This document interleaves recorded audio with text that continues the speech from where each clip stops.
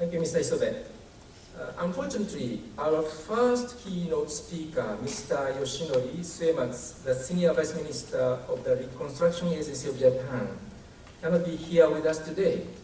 He has prepared a video message expressing his regrets and thanking you all for your participation today.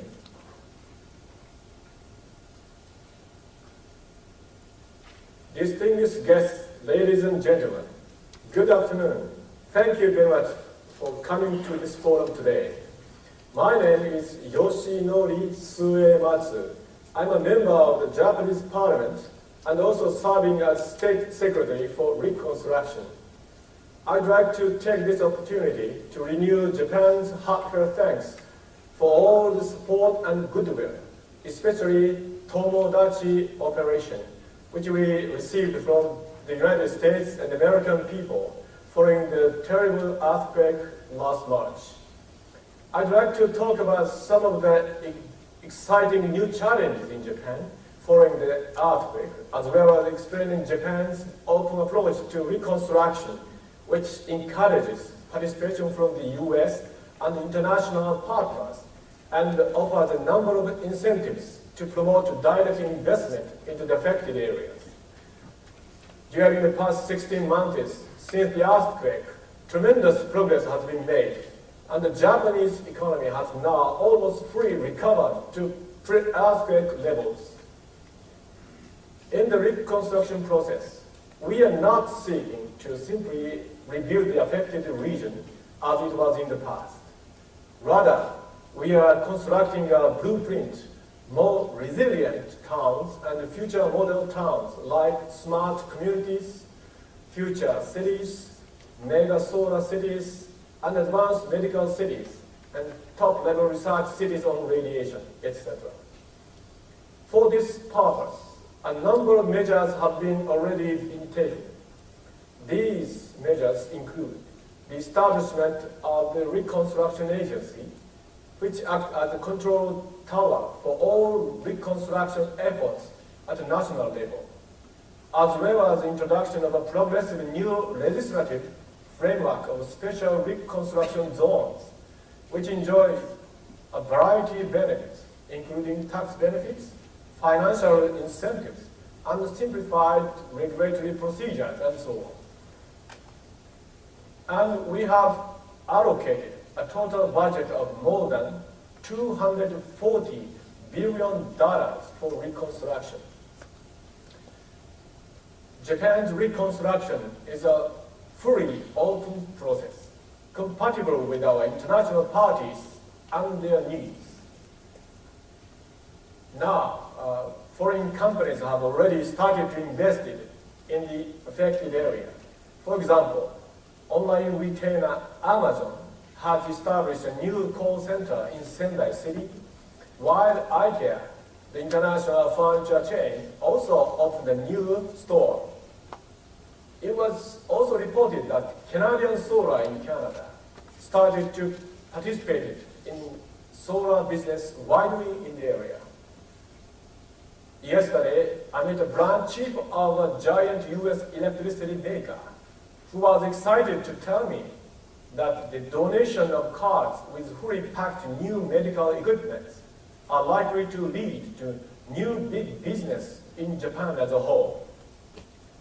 Now, we invite you to give serious consideration to the fantastic challenges presented by Japan, which my colleagues will explain to you later.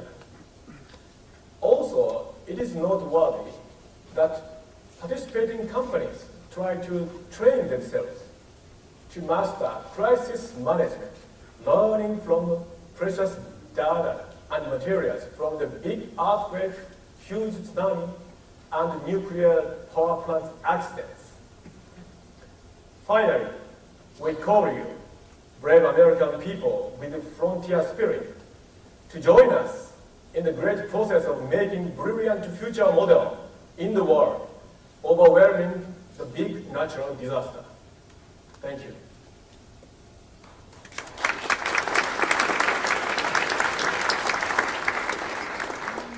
Thank you.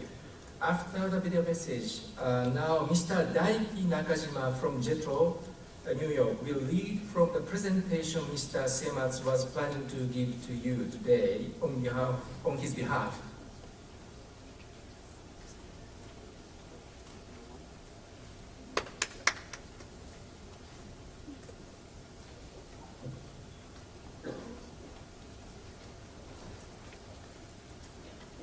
Good afternoon. I'm very pleased to have this opportunity to talk about the incredible progress being made in Japan following last year's earthquake. I'll be discussing some of the exciting new opportunities in Japan and specifically in Tohoku, as well as introducing some of the innovative measures for revitalization adopted by the Japanese government. I'll also be explaining Japan's open approach to reconstruction, which encourages participation from our international partners and offers a number of incentives to promote direct investment into the affected areas.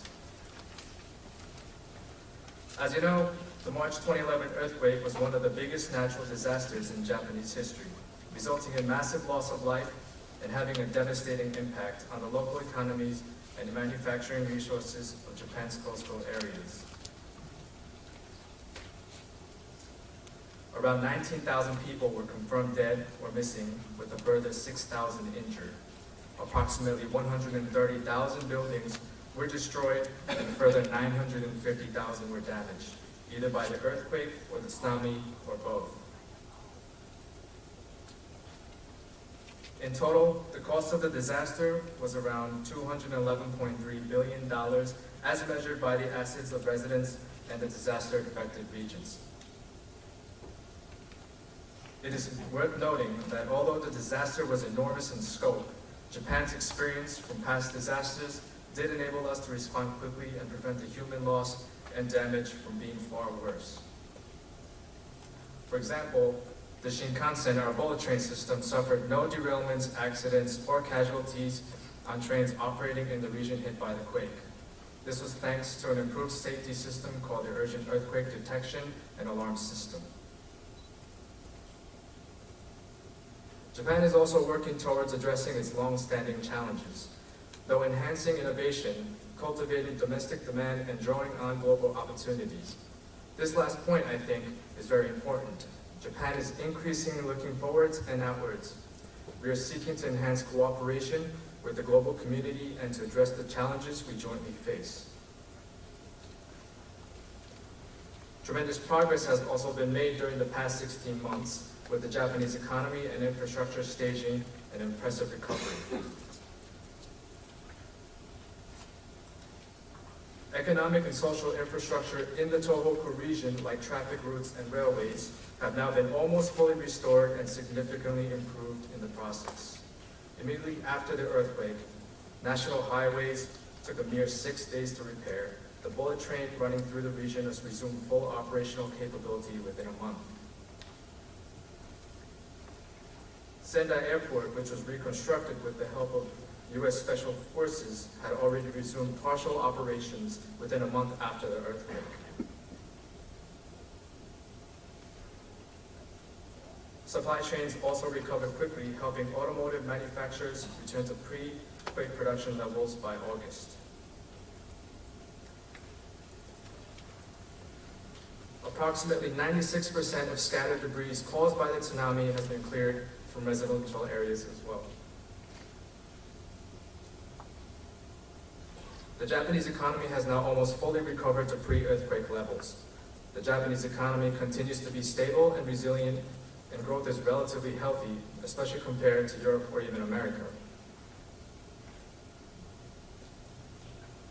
On top of all of this, a clear policy framework for ongoing reconstruction and revitalization efforts is now in place, and a number of measures have already been taken.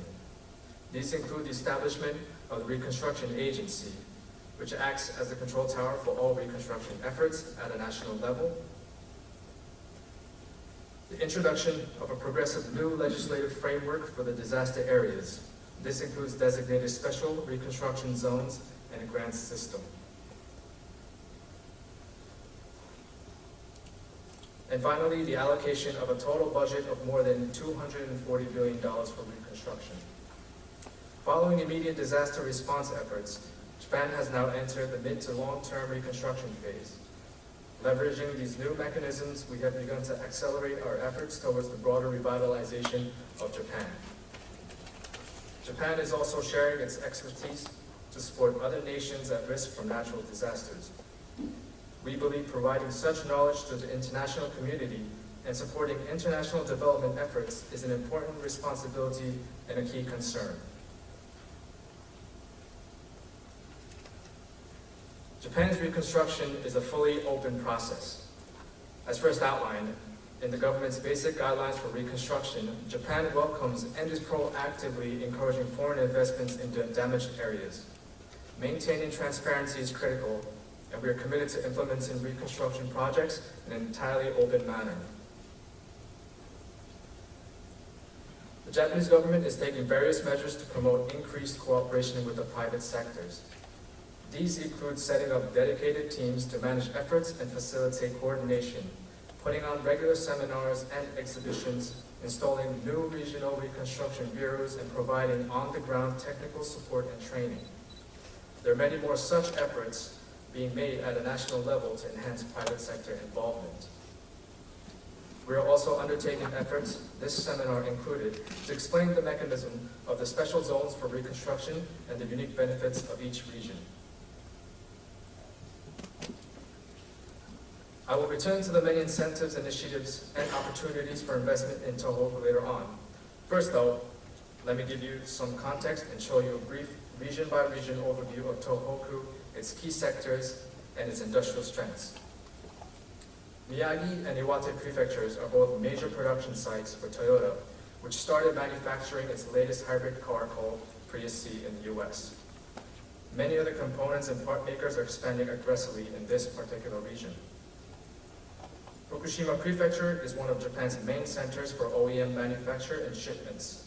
Here, companies are able to receive a one-stop service for all licensing procedures. Many of Japan's marine products come from the Sanriku coastline, which spans both Iwate and Miyagi prefectures. Marine products from this region are a major export to overseas markets. The government's budgetary commitments will stimulate economic demand, and together with the policy framework put in place will help provide enormous incentives for direct investment by the private sector, including from foreign companies. We've actually already seen some from Vice Minister Suematsu previously.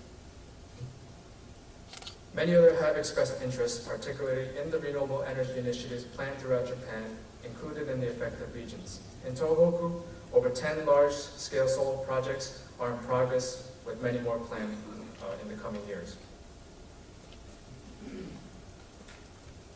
Japan is a world leader in the development of clean, safe, and energy-efficient new technology.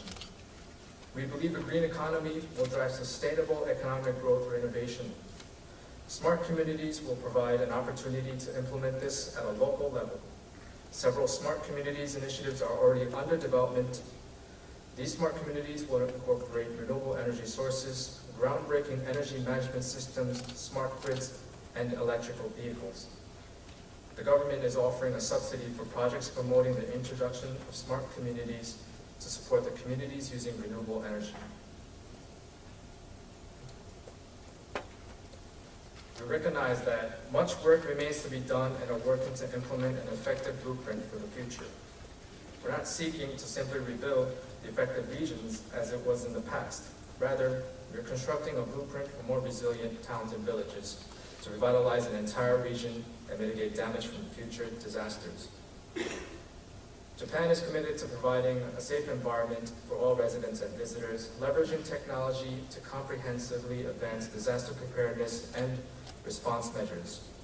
We are moving closer to achieving this through our pioneering initiatives and extensive R&D.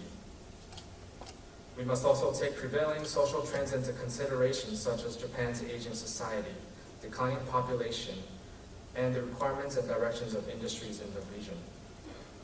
We must develop and apply new technologies to spur revitalization in the affected areas of Tohoku.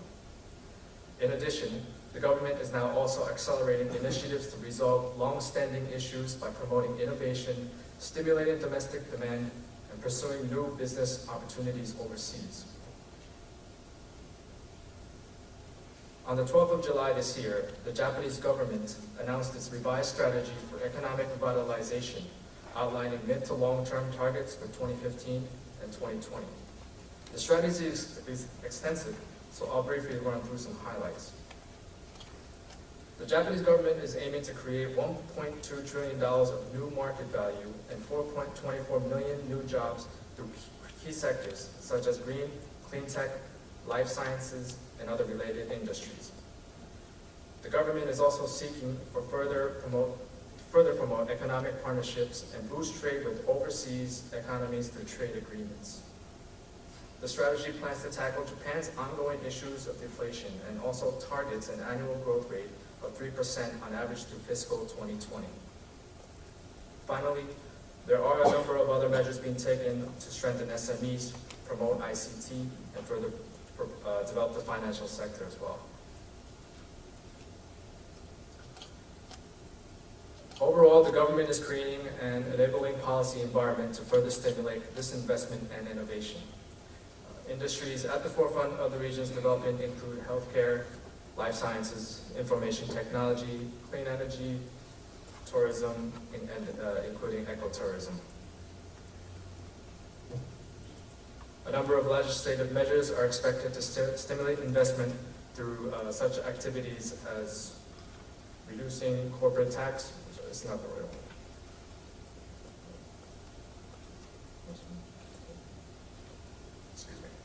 Providing subsidies for private companies investing in the disaster areas for the first time, accelerating land use restructuring to help create communities that are more resilient against natural disasters.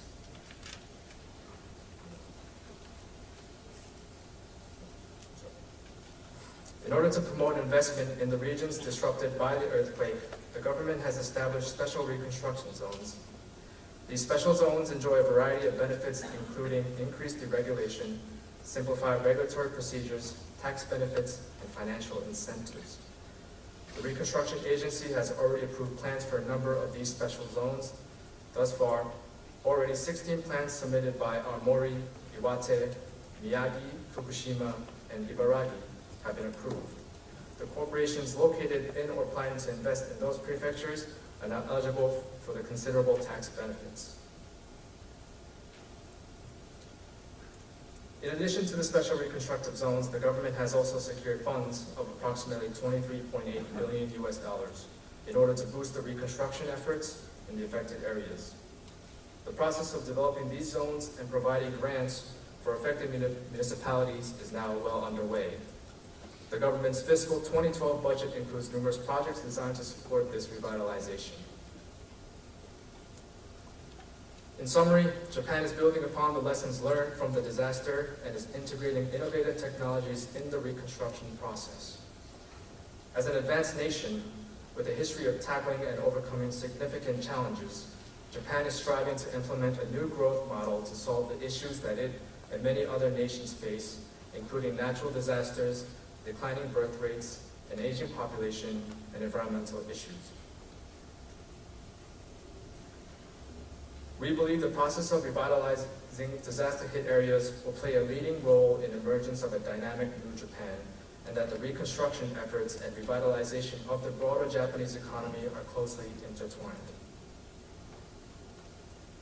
We are absolutely committed to building Japan's future in a manner that is not only transparent and innovative, but also fully compatible with their international partners and their needs. We invite you to give serious considerations to the unique opportunities presented by Japan and the Tohoku region. In the past, Japan has overcome difficult times through innovation, hard work, and resolve. Facing one of its greatest challenges ever, we have already seen that Japan's response can match any earthquake. We believe the unique nature of this situation makes this a fantastic opportunity. We warmly encourage you to join in and be a part of the growth and revitalization process. JETRO's role here is Japan's international consultation service and is cooperating on the reconstruction investment initiatives. Reconstruction Agency, you have the contact here. The information is on the website. You may feel free to use this and contact them as you may. Thank you very much.